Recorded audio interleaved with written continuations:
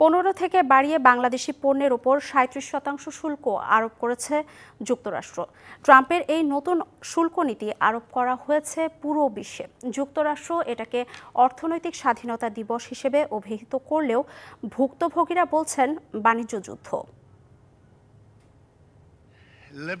বুধবার স্থানীয় সময় বিকেল 4টায় হোয়াইট হাউসে সংবাদ সম্মেলনে নতুন করে বিশ্ব বাণিজ্যে শুল্ক আরোপের ঘোষণা দেন মার্কিন প্রেসিডেন্ট ডোনাল্ড ট্রাম্প।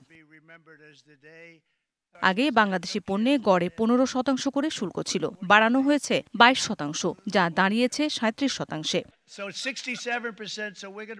সর্বোচ্চ শুল্ক আরোপ করা হয়েছে এশিয়ার দেশ লাওসে 48%, শ্রীলঙ্কায় আরোপ করা হয়েছে 44%, চীনা পণ্যে শুল্ক বসেছে 34%, বাংলাদেশের প্রতিবেশী ভারতে শুল্ক আরোপ করা হয়েছে 26%, বাদ যায়নি যুক্তরাষ্ট্রের ঘনিষ্ঠ মিত্ররাও। ইউরোপীয় ইউনিয়নের শুল্ক বসানো হয়েছে 20%, আর যুক্তরাষ্ট্রের সবচেয়ে কাছের মিত্র ইসরায়েলের শুল্ক আরোপ হয়েছে 17%, আর যুক্তরাষ্ট্রের সবচেয়ে কাছের মিত্র ইসরায়েলের শুল্ক আরোপ হয়েছে 17%।